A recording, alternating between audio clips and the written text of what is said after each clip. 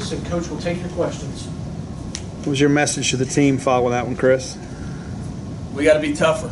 I mean, it's just we're not competing right now in a lot of different ways, defensively, pitching-wise, and then probably most offensively. We just have a lot of non-competitive bats that started this past weekend, and we're still in that mode, and just a little frustrated right now.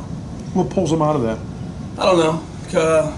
Playing again tomorrow, maybe we can get out there and play again and play well.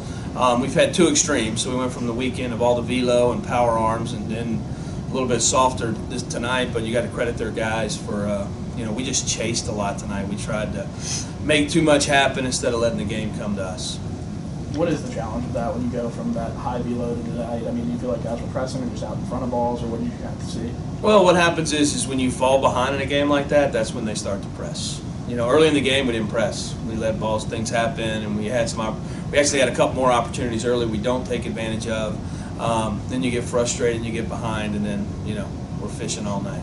It seemed like the 11 guys on base, y'all were getting runners on base, just couldn't ever seem to get that big hit. Yeah, never got a big hit. We had the ability to run tonight, but we couldn't even run. Every time we ran, somebody fouled it off. Like I said, very impatient, trying to do too much. Yeah, you hadn't done this much at Mississippi State. I mean, had the midweek loss. I know it's a different experience. When you get ready to get up in the morning, how do you kind of kick them in the butt and get them going again to have more productive swings?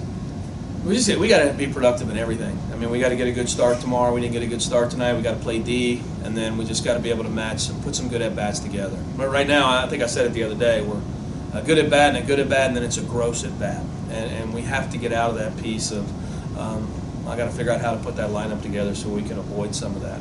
It seemed like KC was really efficient in that first inning. What do you think happened? It seemed like the breaking ball maybe got away from him a little bit. He couldn't throw a breaking ball for a strike after the first. I mean, and you have to be able to, no matter who you're facing, you have to be able to command your off speed. He couldn't get close with it. He was bouncing in front of the plate. He's got a good one. That's the frustrating thing, and he was as good as you can be in the first.